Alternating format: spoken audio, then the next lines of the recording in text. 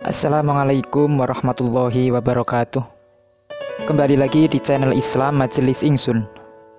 Pada kesempatan yang baik kali ini, admin ingin membagikan sebuah kisah dari pemuda yang bernama Mubarak, lelaki miskin yang mendapatkan istri cantik dan juga mertua yang seorang konglomerat. Bagaimana jadinya jika seorang yang sangat kaya raya memilih seorang menantu miskin dan bertampang pas-pasan? Sementara itu ia menolak banyak lelaki kaya raya yang bergantian melamar putri cantiknya. Inilah kisah dari Nuh bin Maryam, seorang hakim dan juga pemimpin yang sangat kaya raya, tetapi rela menjodohkan putrinya hanya dengan seorang budak yang tidak berpunya bernama Mubarak. Kisah ini disampaikan oleh Al-Imamul Ghazali dalam kitab At-Tibrul Masbuk fi Nasihatul Mulk saat menjelaskan tentang bab kiat-kiat memilih seorang menantu yang baik menurut Islam. Dikisahkan di salah satu kota di negara bernama Persia, terdapat seorang pria parubaya bernama Nuh bin Maryam. Ia merupakan seorang hakim dan juga gubernur di kota tersebut. Dan sudah pasti dia adalah seorang ulama, dikarenakan kualifikasi hakim atau syarat untuk menjadi seorang hakim pada zaman itu mengharuskan seseorang yang alim dan mengerti tentang ilmu agama Islam. Bukan hanya terkenal sebagai seorang hakim dan juga gubernur, namun ia terkenal juga sebagai seseorang yang sangat kaya raya dan juga dermawan. Nuh bin Maryam saat itu memiliki seorang anak gadis yang berparas cantik dan juga memiliki karir yang sangat bagus. Nuh bin Maryam berencana mulai mencarikan anak gadisnya seorang pasangan. Banyak sekali laki-laki kaya dan berpangkat tinggi datang untuk melamar putrinya. Namun semua itu justru membuat Nuh bin Maryam sangat bingung, dan juga membuatnya tidak terburu-buru untuk memilih salah satu di antara mereka. Karena ia berpendapat jika terburu-buru untuk memilih lelaki di antara mereka semua, maka ia khawatir yang lain akan sangat tersinggung. Ia terjebak dalam sebuah kebingungan. Sementara anak gadisnya sudah harus secepatnya dinikahkan karena sudah memasuki usia yang harusnya sudah berumah tangga. Pada saat itu, Nuh memiliki seorang budak laki-laki yang sangat bertakwa, yang berkebangsaan India bernama Mubarak. Ia adalah seorang pria miskin yang tidak mempunyai apa-apa. Nuh adalah orang yang sangat kaya raya dan juga memiliki tanah yang sangat luas, yang ditanami berbagai macam pohon buah-buahan. Dan Mubarak ditugaskan oleh Nuh untuk merawat kebun-kebunnya tersebut. Hingga 1 bulan berlalu, Nuh meminta Mubarak untuk memetikkan segenggam buah anggur untuk dirinya. "Wahai Mubarak, petikkan aku segenggam anggur." "Baik Tuan, akan segera saya ambilkan dari kebun," jawab Mubarak patuh terhadap perintah Nuh. Setelah segenggam anggur ia dapatkan, Mubarak langsung memberikannya kepada Nuh. Di luar dugaan, ternyata semua anggur yang dipetik oleh Mubarak rasanya sangat masam. Nuh pun menyuruhnya untuk memetik kembali segenggam anggur. Namun hal yang sama pun terjadi. Semua anggur yang dipetik oleh Mubarak adalah anggur yang masam. Nuh pun heran. Lalu ia berkata kepada Mubarak, "Wahai Mubarak, dari seluruh anggur ini, kenapa tidak ada rasanya yang manis? Apakah dirimu itu tidak bisa membedakan mana anggur yang manis dan mana anggur yang masam?" "Maaf Tuan, aku benar-benar tidak tahu mana yang manis dan mana yang masam," jawab jujur Mubarak. "Engkau itu bagaimana?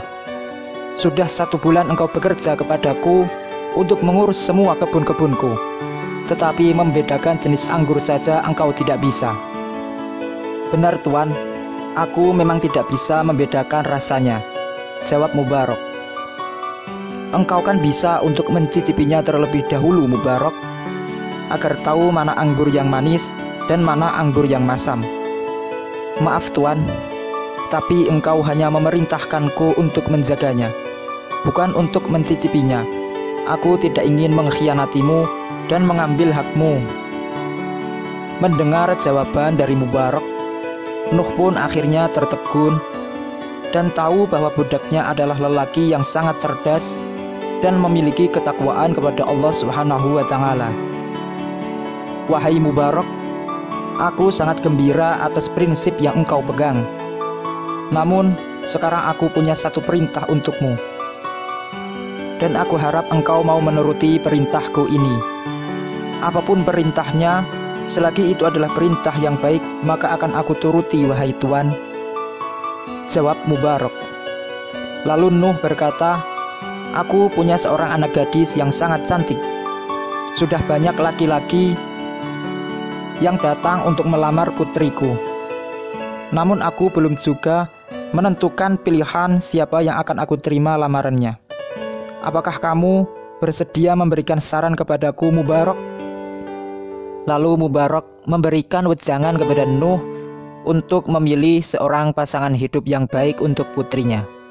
Mubarak berkata, dalam memilih menantu, dulu orang-orang kafir zaman jahiliyah melihat siapa orang tuanya, bagaimana reputasinya, seperti apa rumahnya, dan berapa besar kekayaannya.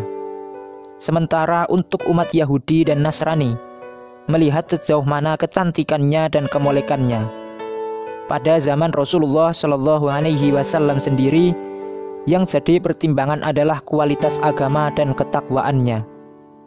Dan pada zaman kita saat ini, kekayaan itu menjadi prioritas yang paling utama.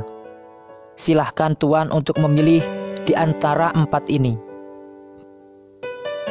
Wahai Mubarak, sungguh aku lebih memilih calon menantu yang agamanya kokoh, bertakwa kepada Allah, dan memiliki sifat yang amanah.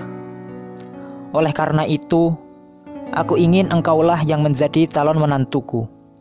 Aku sudah menemukan kebaikan dalam dirimu, agamamu kokoh, dan moralmu sangat luar biasa. Dan aku sudah melihat bukti ketakwaanmu kepada Allah Subhanahu wa Ta'ala." Mubarak yang mendengarnya sangat terkejut. Ia merasa sangat tidak pantas untuk menjadi seorang menantu gubernur. "Tapi Tuan, aku ini hanyalah seorang budak India berkulit hitam. Kenapa sekarang justru Tuan ingin mengangkatku sebagai menantu? Dan saya sangat yakin Tuan bisa memiliki seorang calon menantu yang jauh lebih baik dari saya," jawab Mubarak dengan sangat rendah hati. Akan tetapi Nuh berusaha untuk membujuk Mubarak agar mau menjadi calon menantunya. Akhirnya Mubarak tidak bisa menolak permintaan dari tuannya tersebut. Nuh akhirnya menyampaikan niatnya kepada sang istri untuk bermusyawarah. Sang istri pun berkata, "Wahai suamiku, semua keputusan ada di tanganmu. Akan tetapi aku akan sampaikan dulu hal ini kepada anak kita. Aku ingin mendengar jawabannya terlebih dahulu," kata sang istri kepada Nuh. Setelah mendengar tawaran itu, putri mereka menyerahkan pilihan kepada kedua orang tuanya. Jika hal ini sudah menjadi keputusan dari bapak dan juga ibu, aku akan mematuhinya. Aku tidak akan pernah berani menentang perintah dari kedua orang tuaku sendiri. Dan pada akhirnya Mubarak pun menikah dengan putri Nuh bin Maryam. Dari kedua pasangan ini, kemudian lahirlah anak bernama Abdullah bin Mubarak, yang kelak akan menjadi seorang ulama besar, yang dikenal sebagai seorang yang sangat alim, zuhud, dan sangat banyak meriwayatkan hadis Nabi Muhammad SAW. Inilah kisah seorang pemuda bernama Mubarak yang mengedepankan perintah-perintah dari Allah Ta'ala untuk kepentingan akhiratnya, sehingga Allah menunjukkan rasa kasih-Nya dengan memberikan seorang istri yang solehah dan juga putri dari seorang bangsawan Persia.